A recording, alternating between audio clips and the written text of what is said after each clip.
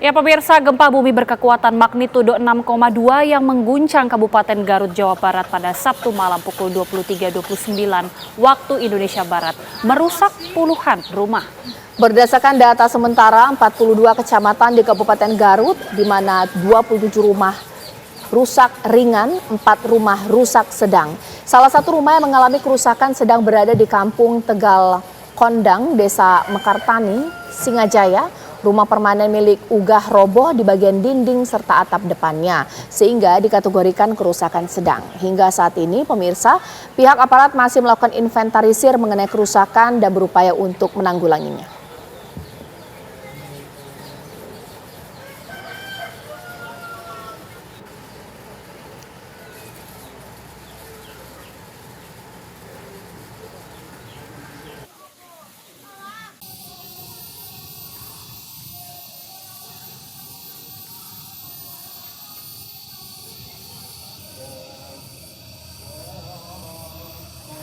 Ya, langsung saja kita akan berbincang dengan Sekda Kabupaten Garut, Pak Nurdin Yana. Selamat malam, Pak. Assalamualaikum.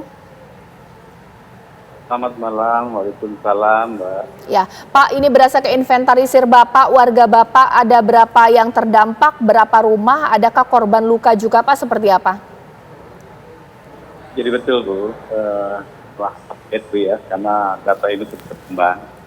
Jadi di pagi jam 10-an, kurang lebih angka 53 rumah yang terdampak hari ini sudah bertambah, menjadi 113. Nah, ini kemudian termasuk juga warga masyarakat kami yang kena cedera, itu ada sekitar 4 orang.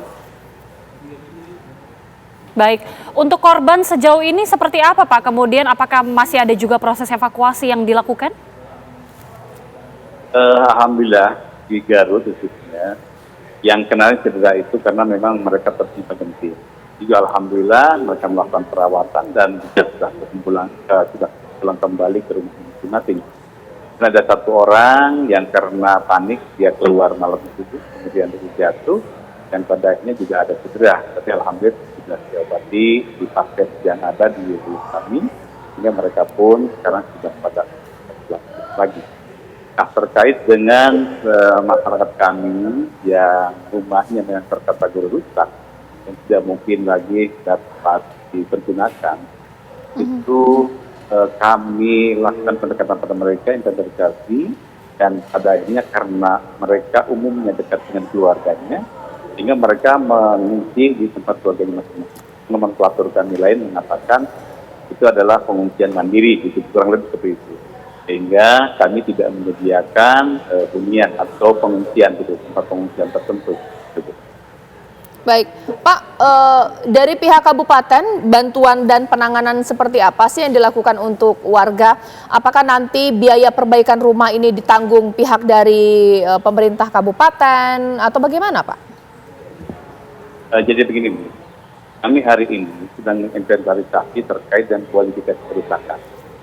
Kami memiliki perbuk terkait dengan pemberian apakah nomenklaturnya itu adalah alat kali atau memang hibah kepada mereka untuk dibangun kembali. Nah, ini semua nanti akan kami rasakan besok.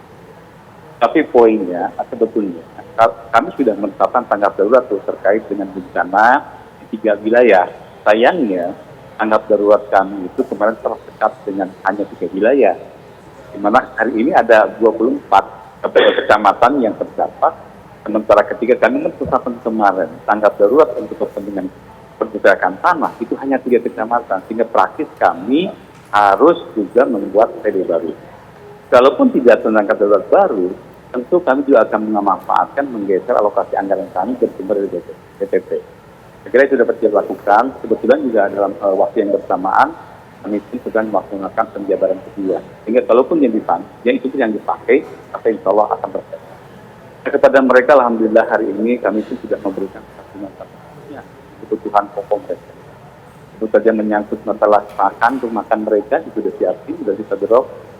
Termasuk jalannya juga untuk kepentingan terkait dengan kandang mereka. Dan alhamdulillah dari pusat, BNPB juga sudah masuk ke kami, melakukan sama inventarisasi dimaksud. Terus juga insya Allah malam ini mungkin datang bantuan dari BNPB atau dari BNPB dari pusat untuk memberikan keringanan atas penderitaan yang dialami oleh masyarakat.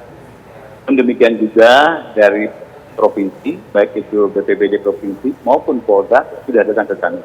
Mereka pun sama memberikan satu komitmen, hanya komitmen yang dibangun oleh kami, barusan kami rapat secara informal dengan baik itu pusat, Pak Deputi Angkatan Haris ini, dari Polda juga Biro Kabiro masuk ke sini, plus juga dari PLT BPBD provinsi dengan kami berembuk untuk kemudian cari solusi alternatif, termasuk dari BMKG.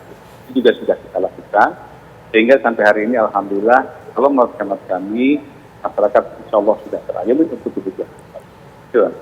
Baik, berdasarkan inventarisir dari Pemkab Pak, wilayah mana ataupun daerah-daerah mana saja Pak yang mungkin terdampak paling parah? Dan selain dari puluhan rumah ataupun rumah-rumah, adakah mungkin fasilitas publik yang juga terdampak Pak? Ya, kalau secara umum, saya kira bencana ini, mohon maaf ya, ini karena perhitungan kami setelah kami cek di lapangan, sebetulnya tidak banyak infrastruktur kami yang besar. Hanya mungkin infrastruktur pasos-pasos cuma aja yang ada. Pertama yang menyangkut masalah sekolah atau fasilitas pendidikan, kemudian kesehatan. Saya kira kita dan tidak, insya Allah tadi juga alhamdulillah kedatangan Pak PJ Gubernur yang beliau melihat bagaimana sebetulnya kondisi masyarakat. Dan alhamdulillah dari wajah mereka tidak terlihat raut muka yang mereka dalam kondisi yang sangat panas. Sehingga masanya masih guyon, sehingga Pak Gubernur bilang, lu nggak apa-apa bu di sini semalam, nggak apa-apa, gitu, kurang lebih seperti itu. Lantas ibu kenapa, sedang apa sekarang mereka sedang padam. Artinya Pak Gubernur mengisyaratkan bahwa masyarakat kita insya Allah tidak terpengaruh dengan kondisi yang ada. Baik, terima kasih Pak atas waktunya. Ini kita turut bersimpati. Mudah-mudahan pihak dari Kabupaten Garut bisa menangani dampak gempa kepada warga. Pemirsa, terima kasih atas waktunya Pak. Terima kasih, Pak Sekda, terima kasih.